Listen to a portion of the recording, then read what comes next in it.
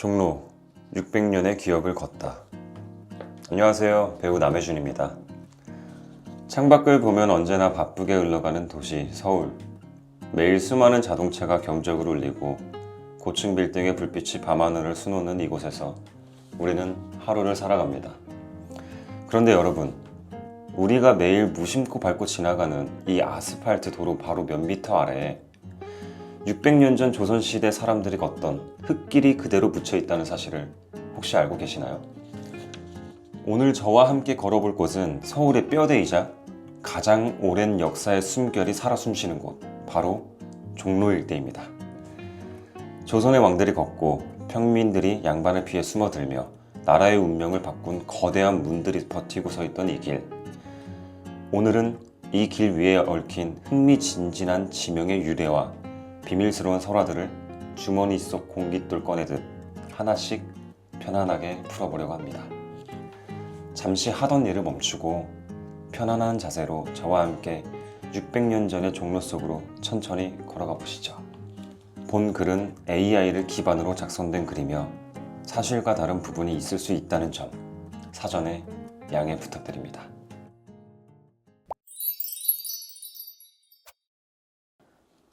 제1장 서울의 사대문, 그 이름에 숨겨진 비밀. 우리의 여정을 본격적으로 시작하기 전 먼저 서울이라는 도시를 감싸고 있는 거대한 울타리부터 조용히 한번 올려다 볼까요? 조선을 건국한 태조 이성계는 이곳 한양의 도읍을 정하고 가장 먼저 도시를 지킬 거대한 성벽을 쌓아 올렸습니다. 그리고 동서남북 네 방향의 커다란 문을 하나씩 냈죠. 이게 바로 우리가 잘 아는 사대문입니다. 동대문, 남대문, 서대문, 북대문이라고 편하게 부르는 바로 그 문들인데요. 그런데 가만히 생각해보면 신기한 의문이 하나 생깁니다. 왜 정작 문에 걸린 현판에는 동대문, 남대문이 아니라 흥인지문, 숭례문, 돈이문, 축정문이라는 이름이 적혀 있을까요? 사실 여기에는 조선을 설계한 조상들이 심어놓은 비밀이 있습니다. 바로 유교의 핵심 가치인 인, 의, 예, 지를 문 이름에 정성스럽게 한 자씩 새겨놓은 것이죠. 먼저 동쪽에 우뚝 서 있는 흥인지문으로 가볼까요? 흔히 동대문이라고 부르는 이 문의 진짜 이름은 인을 흥하게 하는 문 이라는 따뜻하고 어진 뜻을 품고 있습니다. 그런데 이 아름다운 이름 뒤에 엄청난 비밀이 하나 숨어 있다는 사실을 알고 계셨나요? 남대문인 숭례문은 세 글자, 서대문인 돈이문도 세 글자인데 왜 동대문만 유독 흥인지문 네 글자일까요? 중간에 갈 지자가 하나 더 들어가 있죠. 대체 왜 그랬을까요? 여기엔 풍수지리에 얽힌 흥미로운 이야기가 전해져 내려옵니다. 당시 조선의 직관들이 한양의 땅 기운을 구석구석 살폈는데 낙산이 있는 동쪽의 기운이 다른 곳에 비해 너무 낮고 빈약하다는 결과가 나온 겁니다.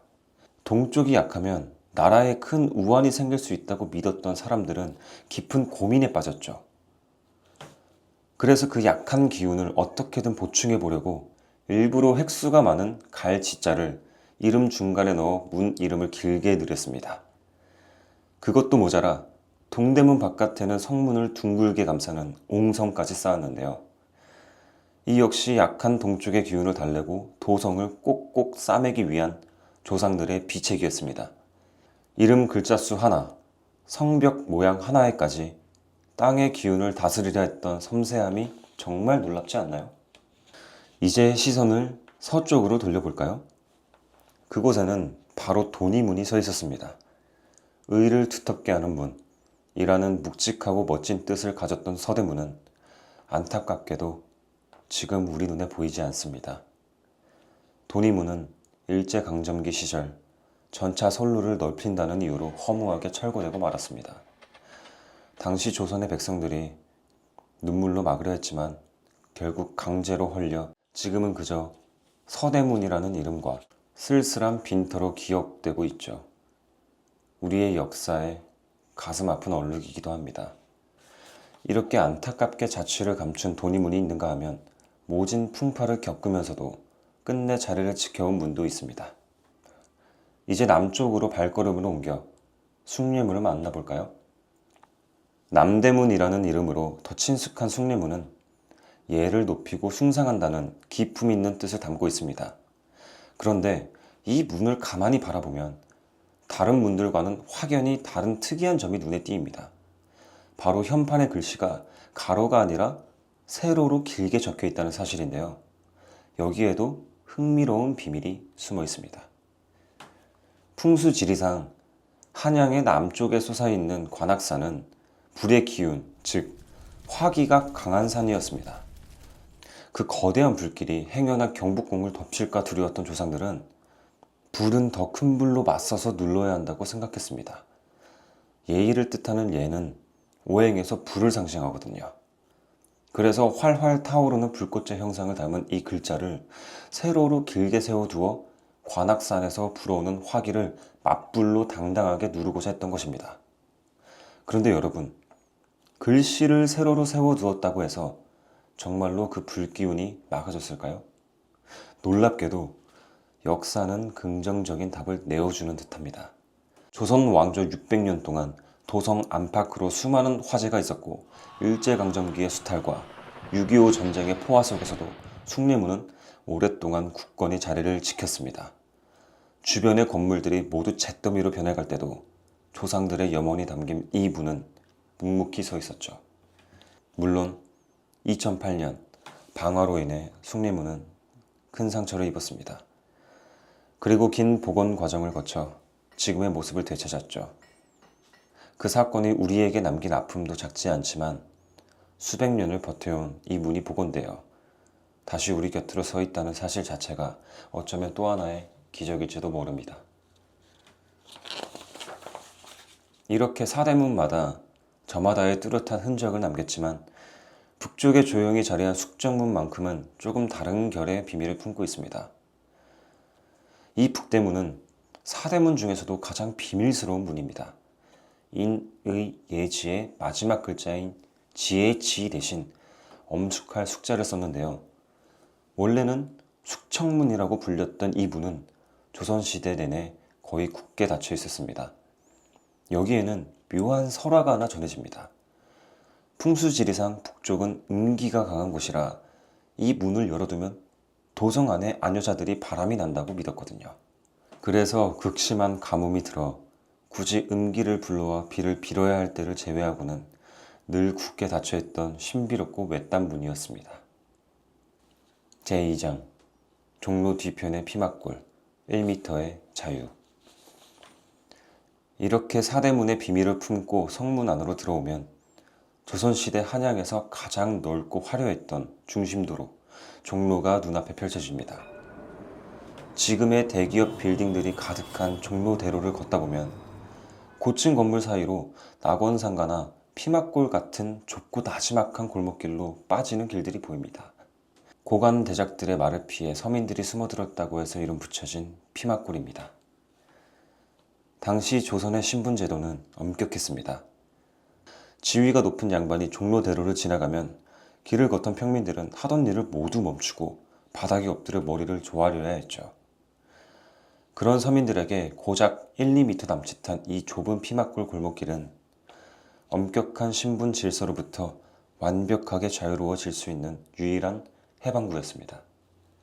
골목이 워낙 좁고 구불구불해 양반들이 말을 탄 채로 들어올 수가 없었기 때문입니다. 서민들은 이 좁은 길목에 모여서야 비로소 마음 놓고 굽은 허리를 폈습니다. 그리고 옹기종기 모여 앉아 뜨끈한 국밥에 막걸리 한 잔을 걸치며 양반들 욕도 시원하게 하고 고단한 삶의 애환을 나누었죠. 재밌는 건 이 피막골 덕분에 종로 주변의 음식 문화가 크게 발전했다는 사실입니다. 주머니가 가벼운 서민들이 모이던 곳이다 보니 저렴하면서도 양이 푸짐한 장국밥, 노릇노릇한 생선구이, 매콤한 낙지볶음 같은 서민 메뉴들이 바로 이곳에서 탄생했습니다. 오늘날 종로가 노포와 맛집의 성지가 된 비결은 어쩌면 600년 전 양반들을 피해 도망쳤던 서민들의 허기진 배를 채워주기 위한 피막골의 인심에서 시작된 것일지도 모르겠습니다. 제3장 종로 주변 동네 이름에 얽힌 유래들. 이제 종로대로에서 좌우로 조금씩 발걸음을 옮기며 우리에게 익숙한 주변 동네들의 이름을 한번 살펴보려고 합니다. 매일 듣고 쓰던 동네 이름 속에 깜짝 놀랄 만한 이야기들이 숨어 있거든요. 첫 번째, 예술과 전통의 거리, 인사동. 외국인 관광객들이 서울에 오면 가장 먼저 찾는 곳 중 하나가 바로 인사동입니다. 전통 붓을 팔고 고미술품이 가득하며 은은한 전통 찻집이 즐비한 이곳. 이름이 왜 인사동일까요? 혹시 사람들에게 인사를 사근사근 잘하는 동네라서 인사동일까요? 사실 인사동이라는 명칭은 조선시대의 두 동네 이름에서 한 글자씩 따와 합친 것입니다. 옛날 이곳에는 관인방이라는 동네와 대사동이라는 동네가 이웃하고 있었습니다. 대사동은 말 그대로 큰 절이 있는 동네라는 뜻인데, 여기서 말하는 큰 절은 조선시대에 자리하고 있던 원각사라는 거대한 사찰을 의미합니다. 지금 탑골공원에 가만히 서 있는 원각사지 10층 석탑이 바로 그 아련한 흔적이죠. 시간이 흘러 일제강점기 때 행정구역을 새로 정리하면서 관인방의 인자와 대사동의 사자를 떼어내 붙인 이름이 바로 지금의 인사동이 된 것입니다. 알고 보니 다정한 인사가 아니라 어진 마음과 커다란 절의 역사가 하나로 얽힌 이름이었습니다. 두 번째, 호랑이가 살던 산자락, 사직동.